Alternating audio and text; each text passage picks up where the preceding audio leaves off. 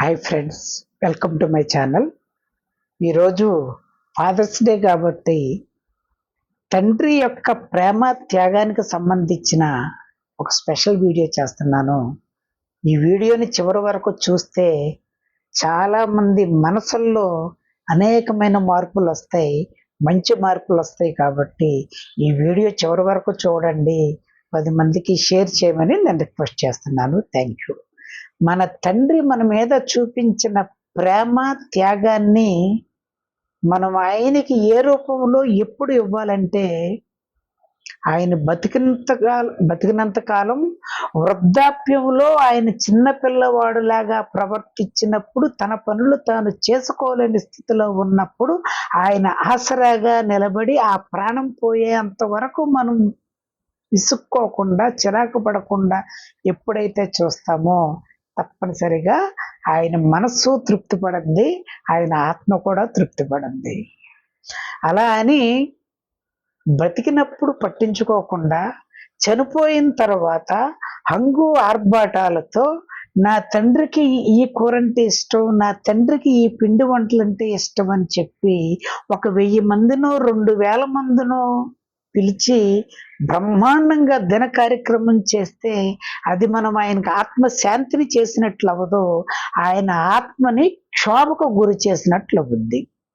ఇది ఎందుకు చెప్పానంటే, ఈ సృష్టిలో మానవ జన్మ అనేది ఎలా అవతరించిందన్నది ఇప్పటికీ ఒక ప్రశ్నలాగానే మిగిలిపోయింది. అయితే ఒక మనిషికి జన్మనివ్వాలంటే ఇప్పుడు తప్పనిసరిగా ఒక మగాడు కావాలి. ఆ మగవాడినే మనం నాన్న అంటున్నాం, తండ్రి అంటున్నాం, ఫాదర్, డాడీ, పాప అని కూడా పిలుస్తున్నాం. భాషలు వేరైనా, దేశాలు వేరైనా, ప్రాంతాలు వేరైనా ఆ తండ్రి ప్రేమకి త్యాగానికి మాత్రం వేరే రూపాలంటూ ఉండవు. ప్రతి తండ్రి తన బిడ్డల మీద చూపించే ప్రేమ ఎప్పుడూ శాశ్వతమే. అయితే ఈ ప్రపంచానికి మనల్ని పరిచయం చేసే క్రమంలో, తన ప్రేమని త్యాగాన్ని చూపించే క్రమంలో ముందుగా తల్లి స్థానం ఎందుకు వస్తుంది, ఆ తర్వాత స్థానమే తండ్రికి ఎందుకు దక్కుతుంది అని మనం ఒక్కసారి ఆలోచిస్తే, తండ్రి ప్రేమలో కఠినత్వం ఉంటుంది, కోపం ఉంటుంది. అది కూడా తన కొడుకు ఎక్కడ తప్పు చేస్తాడో, ఎక్కడ పాడైపోతాడో, ఆ తప్పు చేస్తే తన కొడుకు జీవితం కానీ, తన కూతురి జీవితం కానీ ఎక్కడ అపాయంలో పడద్దేమో అనే యొక్క ఆందోళన, భయంతో మాత్రమే ఆయన అలా ప్రవర్తిస్తాడు. బట్ ప్రేమ అనేది లోపల మాత్రం ఎప్పుడు అలాగే ఉంటుంది. అలా అని తన బిడ్డకి ఏదైనా సమస్య వస్తే అదే ఆయుధం తీసుకొని నేనున్నానని చెప్పి ముందుకు వచ్చి నిలబడేది కూడా తండ్రే. ఆ సమస్య తీర్చటానికి, మనకు వచ్చిన ఆ బిడ్డలకు వచ్చిన సమస్య తీర్చటానికి, ఆ తీర్చే క్రమంలో ఆయన ఎదుర్కొన్న మానసిక క్షోభ కానీ, భయాందోళనకు కానీ బయటికి కనపడనివ్వకుండా చిరునవ్వుతోనే మనకు కనిపిస్తూ, నిత్యం లోపల నరకం అనిపిస్తూ ఎప్పుడైతే ఆ ప్రాబ్లం సాల్వ్ చేశాడో అప్పుడు సంతోషపడతాడు. మరి అటువంటి ప్రేమగా మన కోసం తన జీవితాన్ని త్యాగాన్ని చేసిన ఆ తండ్రులకి ఈ రోజుల్లో ఎటువంటి స్థానం దక్కుతుందో అనేది మనం ఒక్కసారి ఆలోచిస్తే, సమానంగా ఆస్తి రాసివ్వలేదని చెప్పి కొడుకు తండ్రిని చంపేసే సంఘటనలు ఉన్నాయి. కొడుకులతో పాటు కూతురుకు కూడా ఆస్తి రాసివ్వలేదని తండ్రి బ్రతుకున్నంత కాలం కూతుర్లు మాట్లాడకుండా ఉండిన సందర్భాలు కూడా ఉన్నాయి. ఇంకా ఘోరమైన విషయం ఏంటంటే, మొన్న నేను ఒక ఇన్సిడెంట్ చదివాను. ఒక తండ్రి తనకి బిడ్డ పుట్టినమ్మటే భార్యను కోల్పోతారు.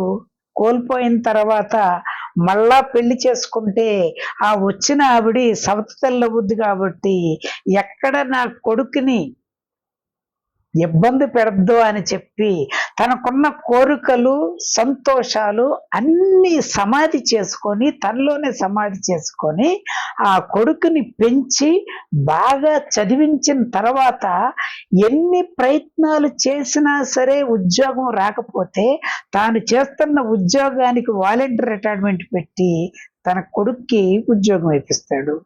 వేయించిన తర్వాత ఆ ఆఫీసులో పరిచయం అయిన ఒక అమ్మాయి కోసం వాళ్ళ యొక్క పెట్టిన కండిషన్ కోసం వాళ్ళ తల్లిదండ్రులు మీ ఇంట్లో వృద్ధాప్యంలో ఉన్న మీ తండ్రికి సేవలు చేయాలంటే మా కూతురికి ఇష్టం ఉండదు, మాకు కూడా ఇష్టం ఉండదు. ఎందుకంటే మా కూతురిని ఎంతో అపురూపంగా పెంచుకున్నాం.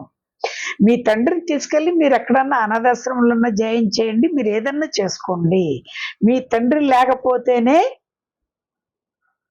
మీ యొక్క ప్రేమని మేము ఒప్పుకుంటాం, మా కూతురుని కూడా మీకు ఇచ్చి పెళ్లి చేస్తామని చెప్తారు. ఫైనాన్షియల్లీ ఆ అమ్మాయి కూడా బాగా ఉన్నవాళ్ళు, తర్వాత ఒక్కతే కూతురు అయినా సరే వాళ్ళు ఈ కండిషన్ పెడతారు. ఆ యొక్క మాటలు ఆ కొడుకు జీర్ణించుకోలేక సతమతం అయిపోతూ ఉంటాడు. ఏ విషయమో చెప్పకుండా దాటవేస్తూ ఉంటాడు. ఎందుకంటే చిన్నప్పటి నుంచి తన కోసం తన తండ్రి చేసిన త్యాగం తెలుసు కాబట్టి ఎంత కాలమైనా సరే అలాగే ఉంటాడు. కానీ కొన్ని రోజులు అయిన తర్వాత అమ్మాయి ప్రేమ ముందు తండ్రి ప్రేమ ఓడిపోయింది.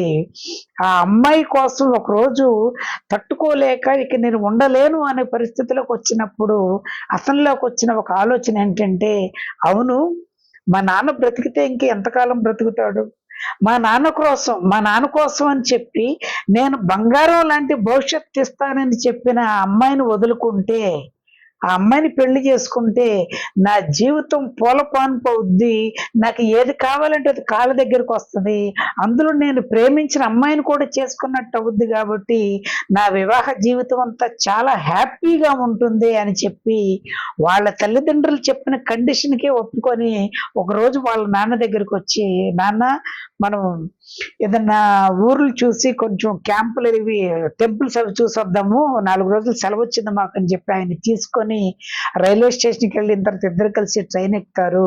ట్రైన్ ఎక్కిన తర్వాత 2-3 స్టేషన్లు దాటిన తర్వాత వాళ్ళ నాన్న నిద్రపోతా ఉంటే ఈయన పక్క స్టేషన్లో దిగి వచ్చేస్తాడు.